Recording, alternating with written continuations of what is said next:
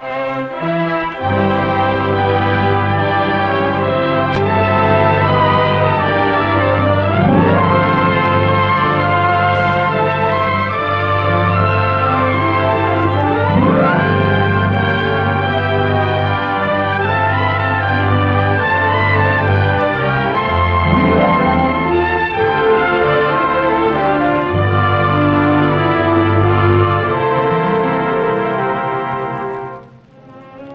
sun is rising over a battlefield, over the Atlantic Ocean. Beyond the horizon lie other battlefields, Europe and Asia. The sun moves west, toward the two Americas. Mountain and lake and plain, it lies 1,000 miles further east than New York, lies closer to Europe in the northeast than to the United States in the northwest. It is not one place, it is 1,000 places. Light strikes the palms at Natal. Morning begins over a continent.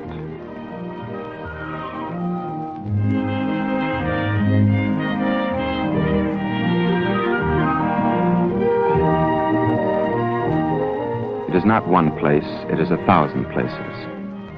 The sun flashes down the harbor of Rio de Janeiro.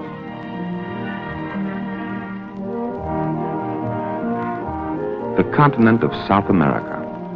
Not mountain and jungle alone, but great cities. Buenos Aires, the third largest city in the Western Hemisphere.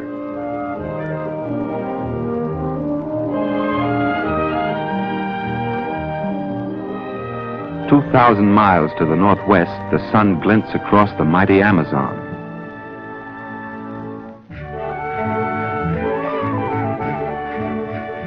And in Caracas, the soldiers in the new white barracks begin their day. High in the Andes in Peru, the sun touches the Inca ruins, reminders of a civilization that flourished before the coming of the conquistadors. But the new civilization of South America lives and works and trades with the rest of the world. Turning her back on these symbols of the past, she looks to Europe and North America. Before the war, the trade of South America with Europe was nearly $1 billion a year. The trade with the United States was somewhat less. On the whole, South America sold her raw materials to Europe and used the money to buy manufactured goods. And of course, there was much trade between Europe and the United States. Thus, a triangle of trade was erected between three continents. This three-cornered relationship was not a simple one. The variety of climate and resources produced a variety of trade. The Caribbean area, largely tropical, produced coffee, sugar, chewing gum, and bananas. 50% of the trade of this area was with the United States. The West Coast area, mountainous and dry, produced cotton, cacao, and minerals. Only 1/4 of its trade went to the United States. The Amazon area of Brazil sold manganese, cacao, and coffee to the United States, but a great deal more coffee and cotton to Europe. The temperate area of Argentina, Uruguay, and Paraguay produced beef, wheat, corn, and wool, and sent these products almost entirely to Europe until the Second World War began. The guns of destroyers and the torpedoes of submarines struck at this triangle of trade until it broke, until the broken ends coiled back on South America to strangle it with the death of trade. In the harbor at Puerto Cabello lie silent ships, German ships burned by their own crews. Italian ships covered with seaweed. They are experts at destruction, but their Europe can no longer trade with South America. Their ships hold nothing but ashes. And month by month, the weight of surpluses began to pile up. Cotton of Peru, cotton of Brazil, cotton once used on the looms of Europe, bale after bale, each bale a field of cotton.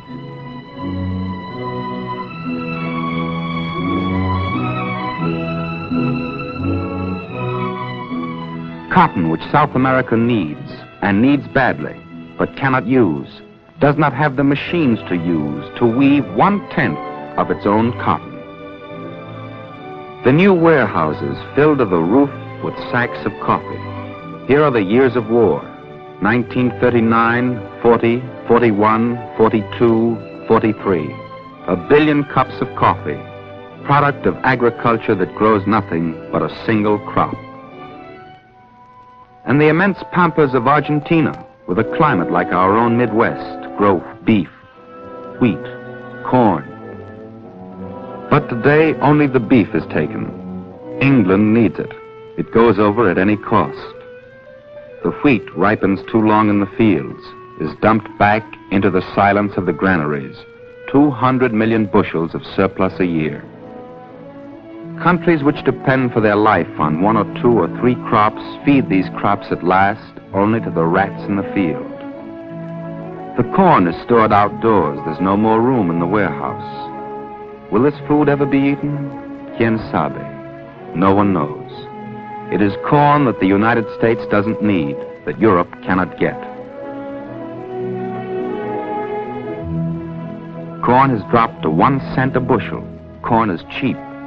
Corn can be bought by the wagon load, left on the cob till it grows dry and hard in the sun.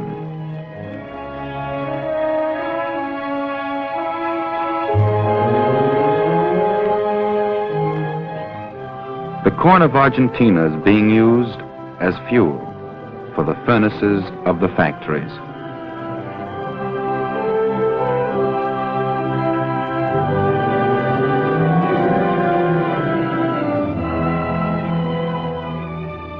South America needs this food but cannot get it. She lacks trains, roads, trucks to move it. And in Europe there is war. The blacksmith burns corn on his forge. The surpluses of South America are burning. But other fires burn in South America, night and day, the fires of industry.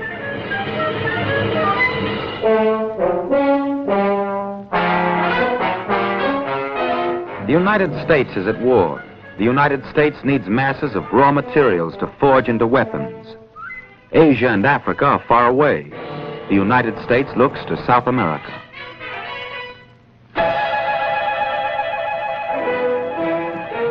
Under the soil lie pools of high-grade oil. New wells go down night and day. Wells to supply new oil to American fighters.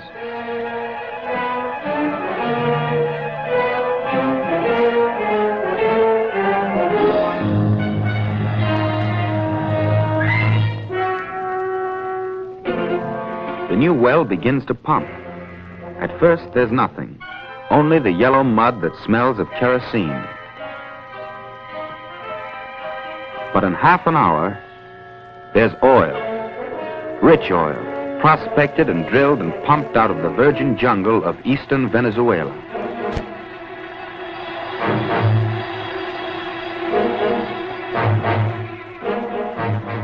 And in the Chilean desert, life. Once more they are blasting nitrate out of the desert. Nitrate and iodides, bismuth and antimony. The ore is blasted and scraped and dumped out of South America. From mines 3 miles high, beryllium, vanadium, tungsten, flat cars loaded with tin, down from the plateau of Bolivia to the seaports of the United States. And in the Cordillera of Chile, where the hills are solid copper ore, in the largest open mine in the world, there's a warning.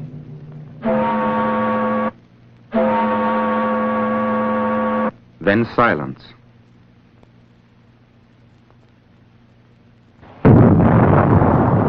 Day and night, the copper is blasted out. Copper is needed for shells and bullets, for gun parts and radios. The war boom is on.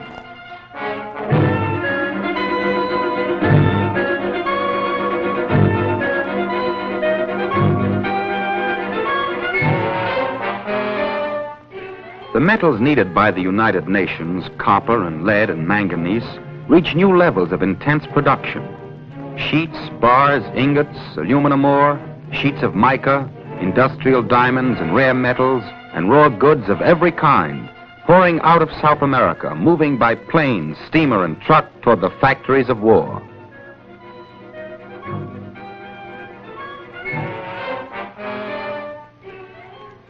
It is still morning over South America, but there is no war boom here. There is only one road into this town. There is only a market. 9 out of 10 in South America live near towns like this. 9 out of 10 have never seen a mine or an oil field. They live by the earth and by the labor of their hands. Their lives have always been hard.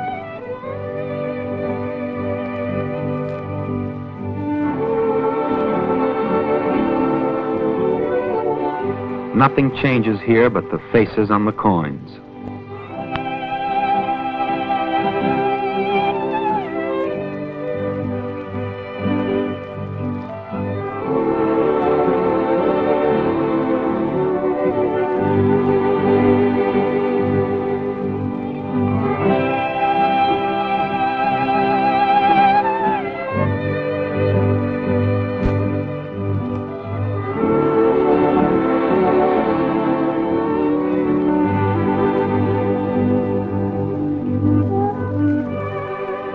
The people of South America are as fine and capable as any in the world, but their beauty is weakened by disease, and their children too.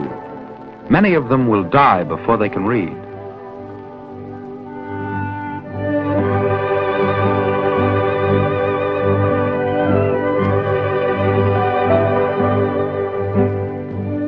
In this market, the meat is transported and sold in the open, without refrigeration.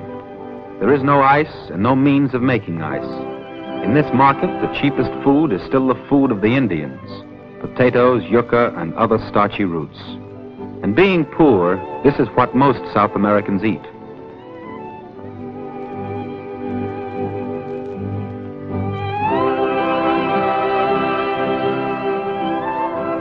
Potatoes, dry corn, kernels of starch to be ground into bread. That's what is sold. That's what is bought in every South American town this morning. The morning passes. Corn is ground on a stone mortar. The midday meal is being prepared.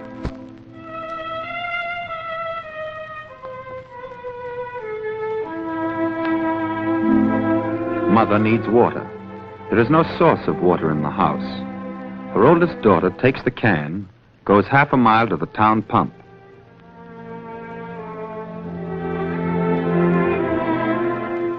The utensil which the daughter carries has great advantages. It's quite unbreakable and it leaks only a little. It is the product of an American oil company. But this family has no use for the oil.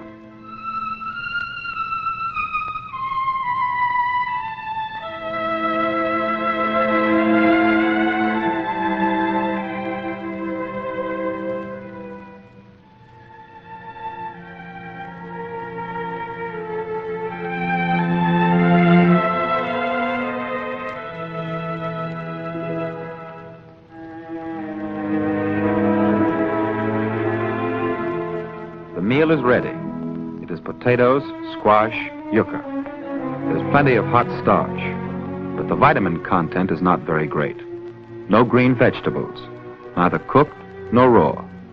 No whole grains, and no milk.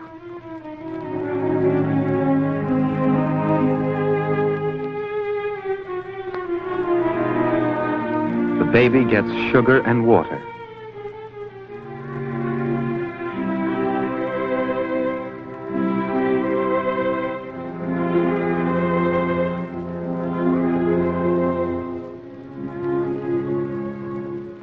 In the father's plate, there will be a portion of black meat.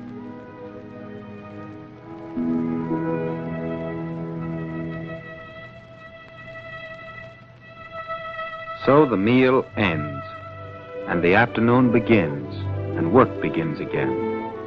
They're making pack saddles for mules, for only mules connect this town with the world around it.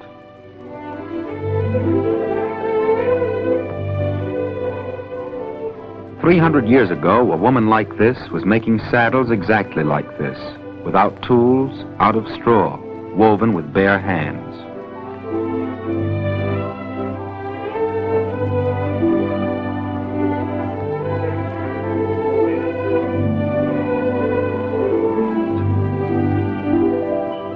The people of South America, in the great majority, live not by wheel and gear and kilowatt, but by hand and foot and back, using bone tools, taking weeks and weeks to weave a single garment. The productivity of such labor is very low. Only in the last generation has weaving by hand given way a little to weaving by machine. Machines that can make 100 yards while the weaver makes one. Machines that can make clothes out of the surplus cotton of South America.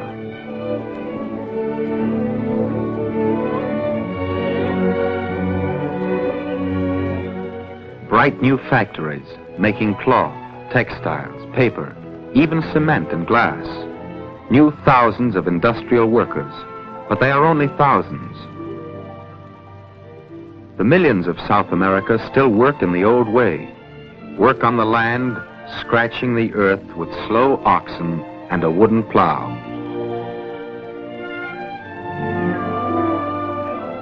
Under the hooves of horses, the grain is threshed. The chaff is thrown to the wind with a wooden fork. This is the agriculture of 1,000 years ago. The fields of wheat lie beautiful in the afternoon light, but beyond them is erosion, increasing like a disease. In this country, a farmer will say, yes, there was good land in this valley, but it was plowed too often. Now there is always too much water or too little water, and sometimes no seed will take root.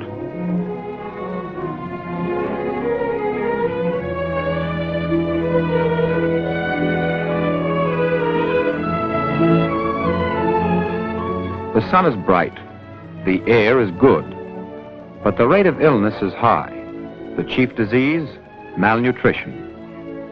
Everywhere in the world, somehow, the face of poverty is the same. How will this girl grow up? Into what kind of South America? Perhaps the answer is here, in the continent itself.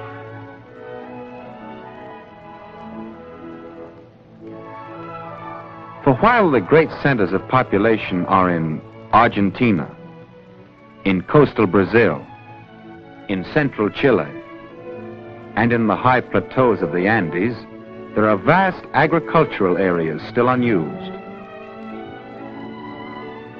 Venezuela has many thousands of square miles. Colombia, Ecuador, Bolivia, Peru, and Brazil has the region of the Amazon.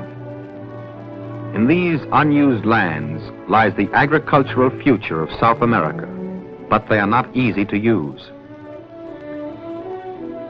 They are warm, flat, rich. They have abundant water, too much water. They are covered with stubborn jungle, and they are sparsely populated.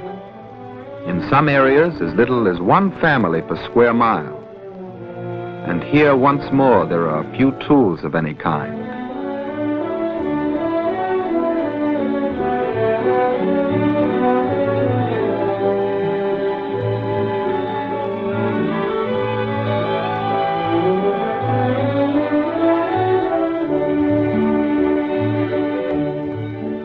Around them is the silence of the jungle, a land without winter, breeding place of plant, animal and human diseases, hot and moist, crawling with life and with the enemies of life, with insects that can devour a crop from roots to leaves.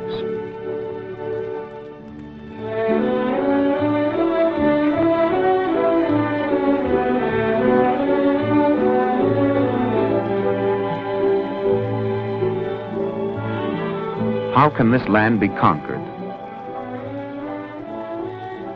Can this house become a city? Are there tools to do the job? The tools are still in the ground. Unknown, unused, the wealth of South America still lies enclosed in stone. In Peru, in Chile, Venezuela, Brazil, 1 billion tons of iron ore, and all the metals of the world, and enough water power to electrify the continent. With these resources, South America can open the doors of the 20th century.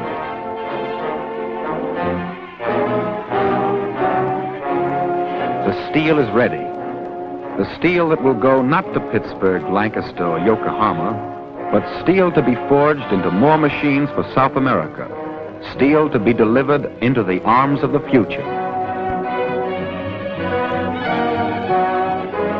From the United States and from these South American shops will come the machines that will convert the unknown and undeveloped areas into human use, convert cotton into clothing, rubber into tires, steel into machines to make machines. For half of South America is still a wild frontier. Not enough roads, not enough men, not enough tools. The work has just begun. The work of road builders, the work of health engineers, the work of soil experts, the work of planting in the new fields of the Amazon Valley.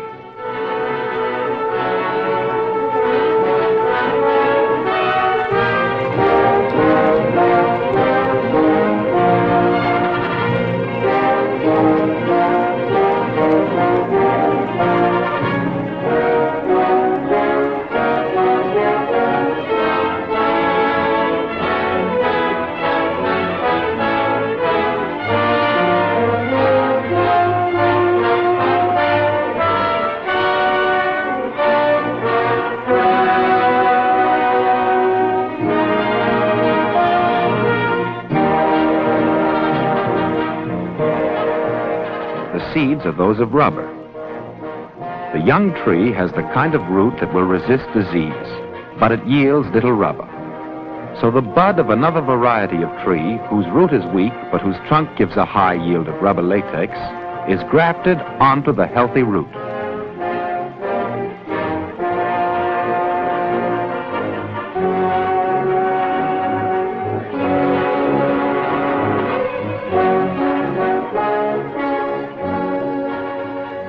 Seven years of care by Indian workmen of the Ford plantation, and out of the Amazonian forest comes the full yield of liquid rubber. Science can make the jungle straight, make it yield, not one crop but many. Oranges as well as industrial rubber, pineapples as well as rice and cacao, and all the known vegetables of the world.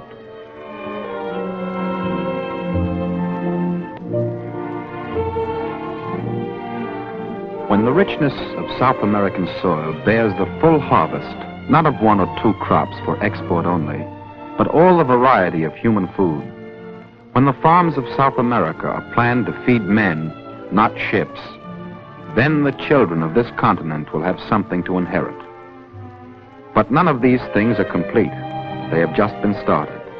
And no measures of industrialization or of improvement for agriculture, no measures to raise the living standards of the South American people are possible without transportation.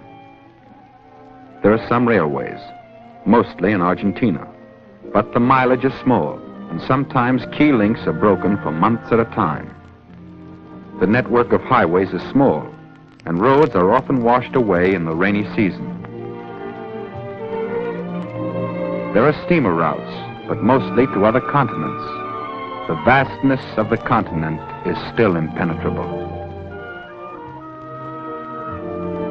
The great rivers of the Amazon system, sometimes as wide as 200 miles, are still used mostly by small craft, by native canoes, or not used at all.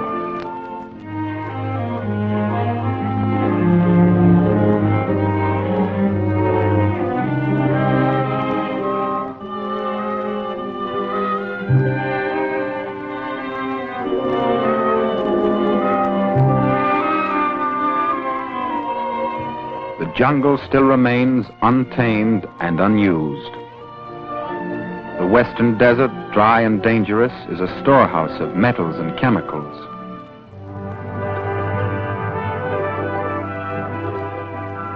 One railroad and one highway across the length of its 2,000 miles.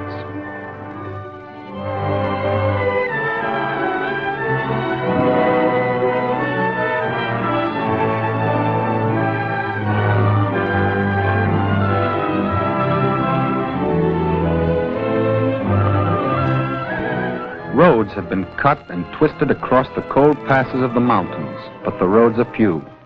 The Andes still hold like a wall. the second highest in the world.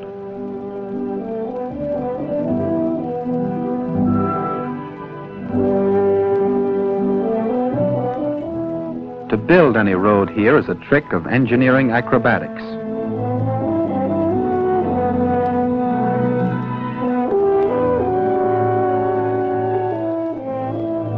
It is not easy to drive along these cliffs to follow the chasm of these twisted rivers.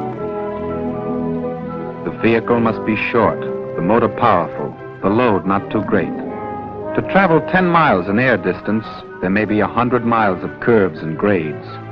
It is not easy to base an economy on roads like these.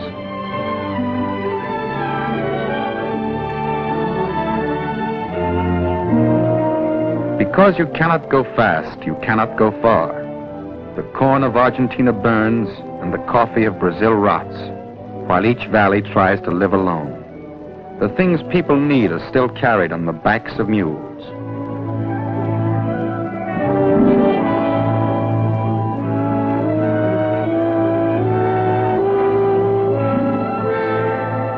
The long afternoon of South America is measured out by the hooves of mules, by the feet of men too poor to buy shoes.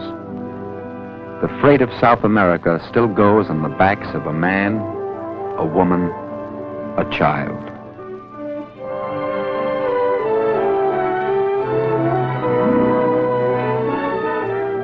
While this woman climbs, 5 centuries pass, and above her head there stands a bridge, the bridge of air itself, the bridge that springs toward the future. No area in the world is self-sufficient, and the greatest amount of trade has always been between the most industrialized countries. Air transport will bring any place in the world within 60 air hours of South America.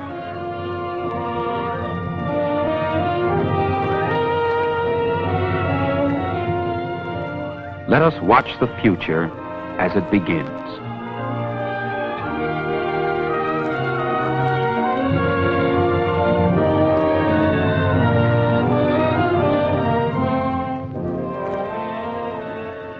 What will go up with this enormous plane?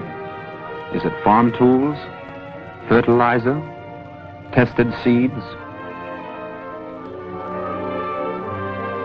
It will carry as much in 1 year as 100 trucks, 10,000 mules.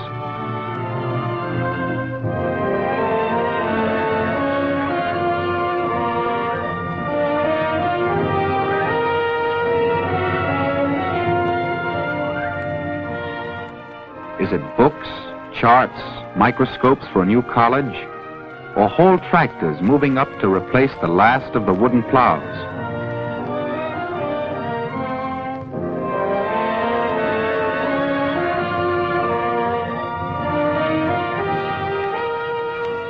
The plane is ready with its 20 tons of cargo. It takes off from Santiago, Lima, Quito, from cities not yet built.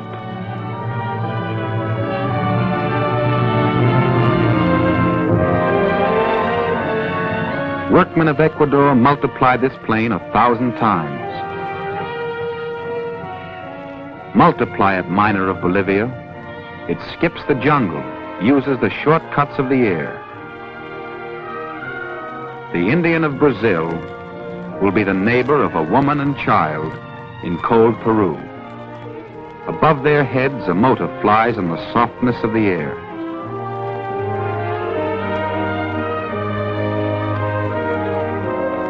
It can bring you what you need, South American.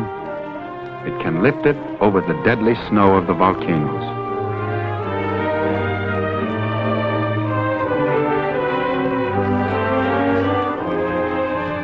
Here there are no obstacles of mountain, swamp, or desert.